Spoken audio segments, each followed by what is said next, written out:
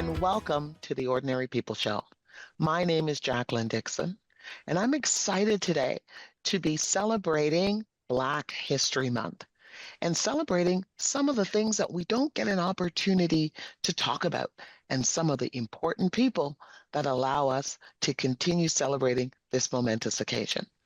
Today, we're going to be talking with individuals that help to support Black excellence in modern day. And today, I'd like to welcome to the show Dorothy Abbot and Yuri Dojc. Good afternoon, Dorothy. Good afternoon, Yuri. Good afternoon. Good afternoon. Good afternoon. Thank you for inviting us. Thank you.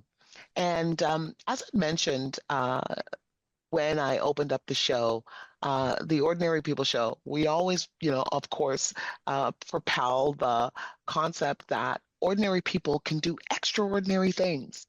And I think that this interview will go to support that argument when you share what you two have been up to over the last 12 months and how it started. As you know, this time of year, Black history is something that is celebrated throughout Canada.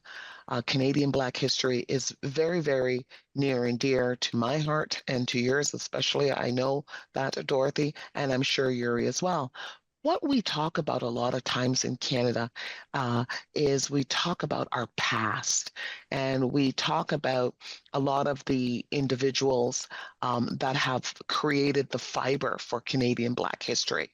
But we don't get to celebrate necessarily some of the excellence that has been brought forward as a result of contributions that they have made and contributions that our modern day contributors like yourself have made. So that's what I want to focus on today. I want to talk about Black excellence and the contributions that we are making in today's modern day Canada. So first, let's start with you, Dorothy. Tell us a little bit about who you are. Okay, I am a grandmother, an amateur genealogist, and I've been deeply involved in that for the last, I would say, 26 years. I've been involved all my life, but in the last 26 years, I have been very focused in that area. And as a result of that, I've got a family tree chart. It's on the wall behind me in photos. I have charted my family's history coming up from the United States, and I'm still learning more and meeting people every day. Fantastic. You're a bit of a historian as well, I'm sure. You're being very, very modest. I know that one of the things about you, I think extremely modest. One of the things about you is that you have been really serving the community well. And one of the many things that you do is that you are a volunteer director, or you have been a volunteer director for 3 not-for-profit organizations. Can you share with us what those not-for-profit organizations were that put you in this position to have the knowledge that you do today? Sure. First of all, my family's roots are Owen Sound and the Owen Sound Emancipation Festival, and I was on the board from 2000 up to 2021, say, as a board member, and a very active participant in the Emancipation Day Festival in Owen Sound every year. My second group was the Ontario Black History Society. I was on the board there from 2009 to 2024, and still am a member and, assisting where I can. And the third is a fairly young group. We've done one major function, and that's the Grey County Black Heritage Society. And we had the honor of presenting a pre-apology event in 2022 for the number 2 construction battalion. So those have been my main focuses. And along the way, I'm learning. Fantastic. Yeah. Thank you so much for that. And I know that the Owen County is the Owen County reunion, Emancipation reunion is the oldest Yeah, known in Canada, if I'm correct. Okay, correct. fantastic. Correct. So let's talk about who you have with you today as well. Now we have Yuri Dojc, and Yuri, I hope I'm pronouncing that correct. And the question goes to you the same. Black excellence is celebrated by more than just Black people.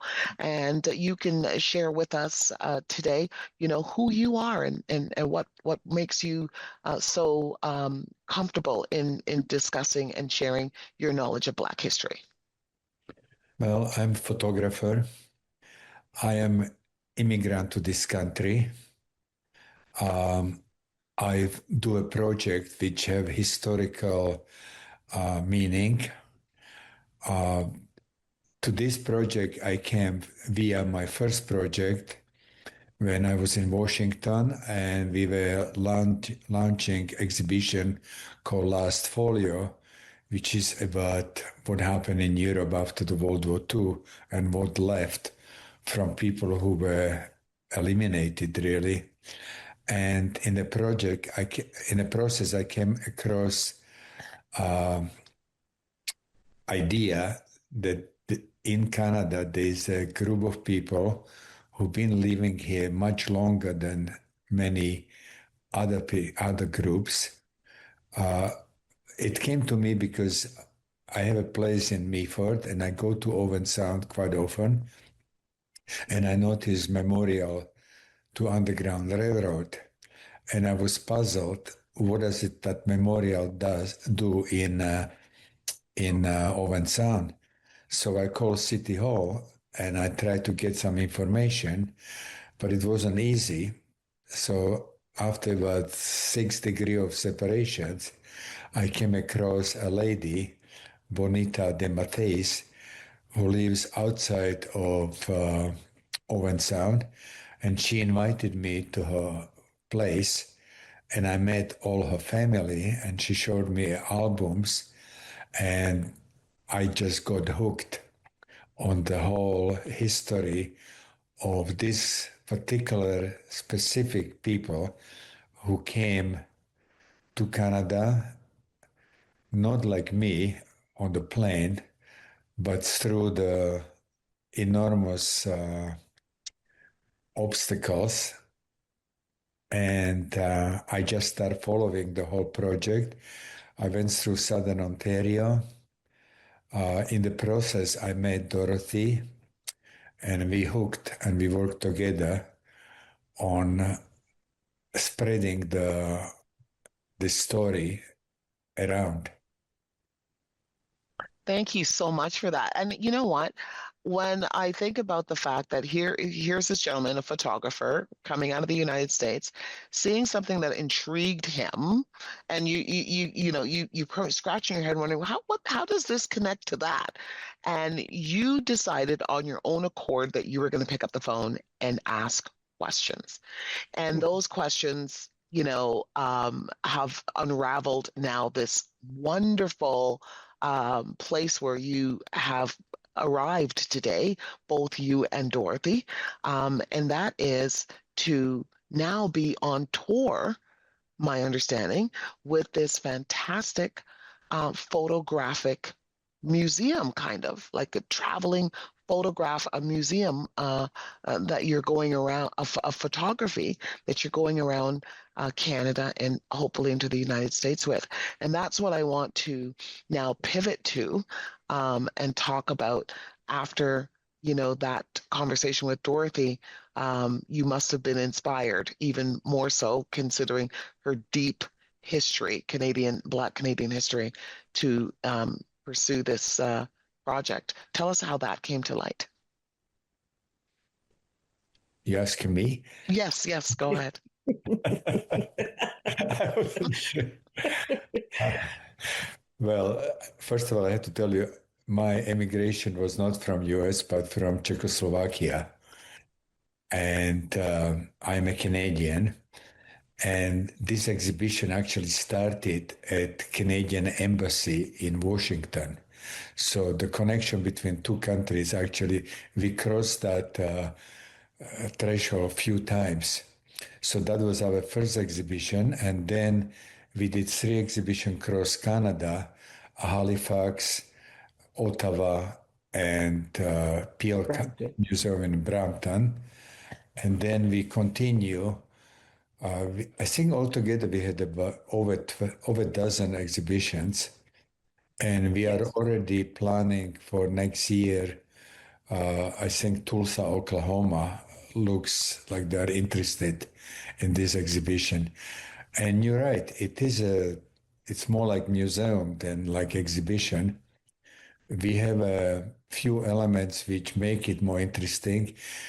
Away from pictures, we have Dorothy's quilt, and we have a few memento of a famous moment in Black history in Canada, like Mr. Jackson. And every time we have a new show, I'm extremely excited. And we get together with Dorothy and we plan what we're going to do. And we always changed. Congratulations. Dorothy, I want to get back to you now so that you Yes. can put this picture together for me, because I sense that Yuri's being modest as well.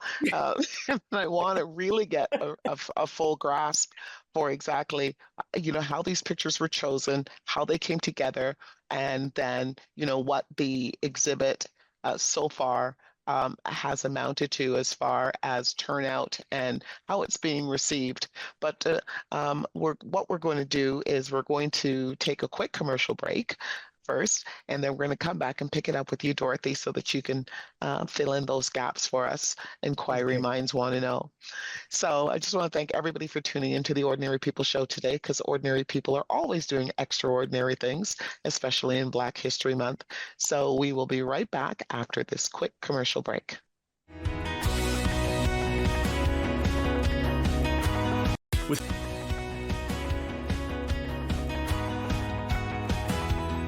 Hello, and welcome back to the Ordinary People Show. Ordinary people are doing extraordinary things in Black History Month, and we can prove it because today we are talking to 2 individuals that are celebrating Black Canadian excellence. And to reintroduce once again, Dorothy Abbot. Hello, Dorothy. Hello, Jacqueline. Dorothy, just before the break, I was talking to your exhibit partner, Yuri, and he was explaining how, you came to meet each other, and because of his inquiry mind, eventually gave birth to the meeting and then the exhibit. Pick us up at that point. At what point after meeting Yuri did your like-minded thinking give birth to this exhibit, and why? Well, Yuri came to the OBHS looking for some information, and just coincidentally, the person that answered the phone was a descendant. So there's someone who is in the exhibit, and she put him on to me, which immediately lit a fire for me, and we started supplying him with the names of different heads of organizations here around Ontario. And they, in turn, once he was in contact with them, provided him with names of descendants and contacts, and that's how we started collecting the photos. I was just at that point in 2016, just feeding him information. I was not officially a part of his group. That didn't happen until 2018, when we got a grant to take the exhibit on a tour. But all the time, I mean, it's been so exciting and such a learning experience, and it's been wonderful to be able to contribute, what I know and bring other people in.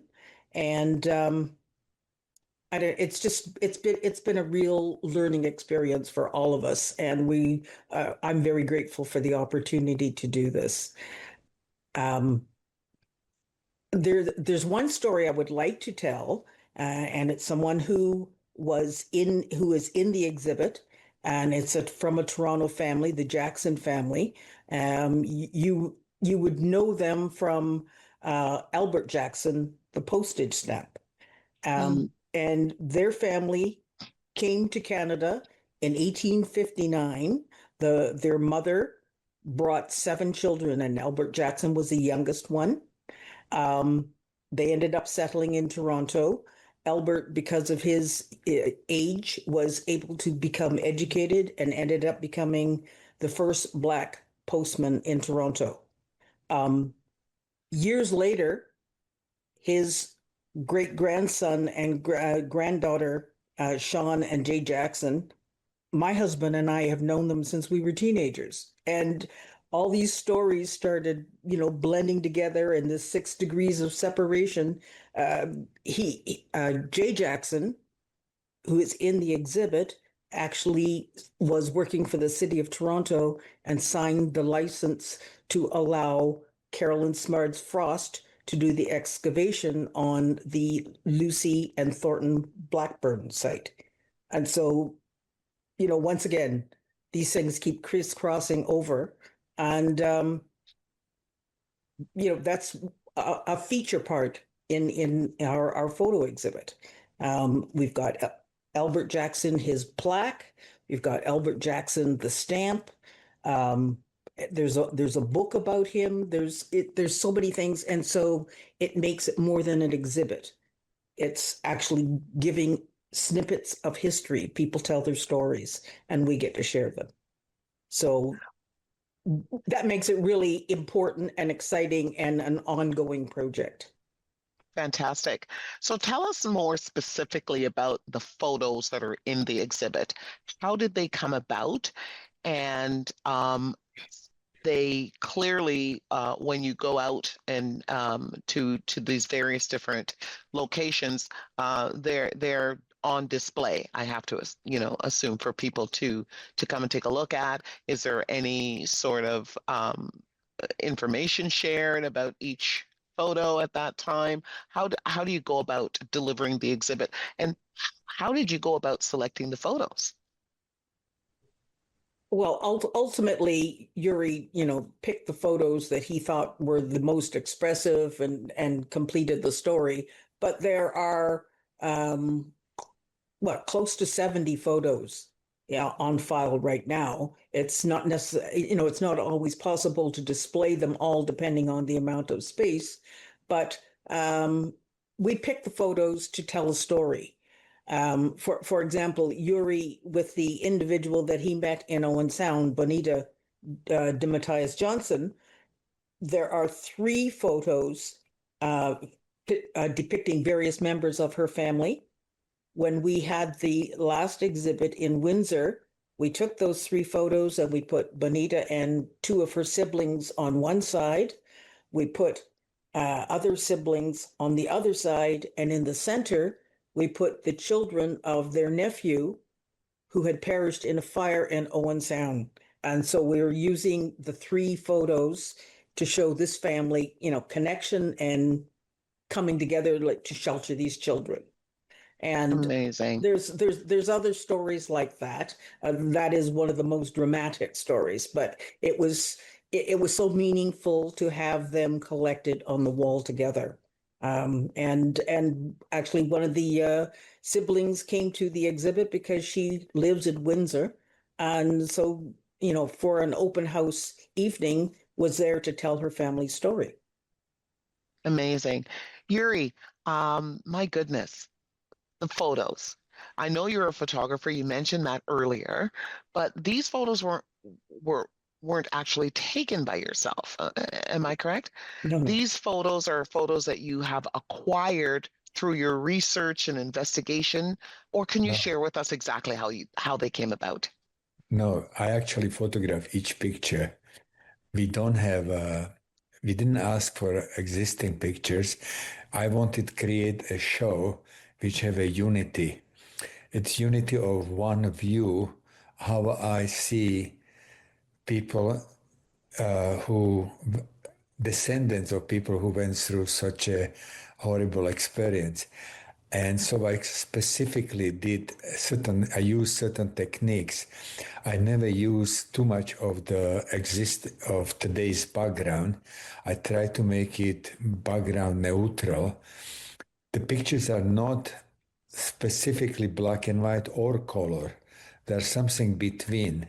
And this is all done purposely so we can enhance the idea what we want to say. We want to talk about story, and story is about the journey from slavery into the freedom. Very pointed part of the show is that Dorothy and myself, we went to one of the reunion in Dorothy, what is the name? North Buxton. North Buxton. North Buxton. And I was listening to the music of two sisters singing, and we approached them and asked, first of all, we photographed them for the show. But what was the most beautiful is Dorothy get permission to use that music in our show. So when you come to exhibition, not only you look at the picture, but you actually listen to this amazing spiritual music by those two sisters who are part of the show. So that is what Dorothy said, the show is constantly growing. It growing because this kind of technical and emotional adding helps to carry the idea, what we want to say. We want people to think very carefully that not everybody came here comfortably, but there's some people who earn to be Canadians because what they went through. So there's more than just simple pictures. And for me, when I was a child in Czechoslovakia, one of the books which we had to read was Uncle Tom Cabin, which was part of the education for us. So when I came and when I was driving through southern Ontario, and accidentally I was passing Dresden, and when I see sign on the street, Uncle Tom's Museum, I was shocked. Like, first of all, I never dreamed that that museum is in Canada. So I went in and we became friends with the director, Stephen. He is now in the show as well. And it just, for me, it was enormous enrichment of understanding what is this country about. I think that is so moving. I'm listening to you and I'm getting, you know, a full picture of the experience that you're providing to your audience through photos. And I love the way you put the photos together. I've had the opportunity, and thank you for providing us with some to share with our audience today. But, you know, I love the way you put the photos together so that you're showing a descendant, but it's being shown almost in a way as if it's like aged, you know, and so that people are putting the two worlds together, old and new and current. So I think it's really powerful, and I can just imagine what your audience reaction is to it. Can you share with us, Dorothy, what some of the audience's reaction when they see the exhibit? I feel that just about everyone who sees these photos feels very emotionally moved. I had a personal experience of taking my daughter and grandson in when the exhibit was in PAMA in Brampton, and she had not seen it, and she's in a photo with me. When she walked through the exhibit and she saw our photo and my quilt and a friend who she called Uncle Johnny on the wall looking down at us, she burst into tears. It's a very moving personal experience for a lot of people. And I think it reaches out and grabs them. As Yuri was talking about the two sisters that appear, one of them is a musical director at the university in Toronto. The other one lives in Guelph, and she tells her story, their family story, through photos and music, and she goes around and presents these stories. A large number of people that are in the exhibit are actually historians themselves, or as Yuri said, it's Stephen Cook at the Josiah Henson Museum. He's a descendant. There were a number of Josiah Henson descendants in the photos, and people are still. Everybody's working, telling these stories. A great many of the people are actively working, telling the history, and that's what makes it really exciting for us. Okay, so tell us about the journey so far as to how much ground have you been able to cover so far since the exhibit has started, and how much more ground do you plan on covering? And will this take us into the United States, since there's clearly the connection between Canadian Black history and American Black history is intertwined? Well, at the moment, we're actively working. Yuri's son is living in the United States, one of his two sons, and he's actively working to get us into some museums there. Obviously, with the current political climate, it's making it a little more challenging. And we on this side are working on getting it into places in Canada. And actually, I'm thrilled to say we're going to have an exhibit in Toronto later this year, it's really important for both of us. And there's a lot of people that are featured who are Torontonians or, the surrounding area. So the ongoing journey is really important. And I have to say that also even the title, North is Freedom, that comes from a poem by George Eliot Clark.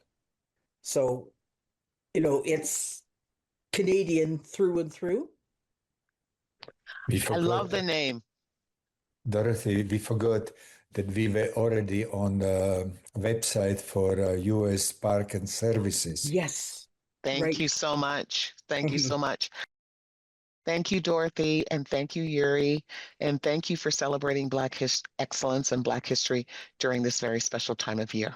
Thank you so much for having us. Thank you, Jacqueline.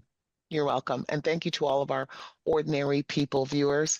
Thank you for joining us today. And don't forget to join us another time for ordinary people that are doing extraordinary things. Cheers.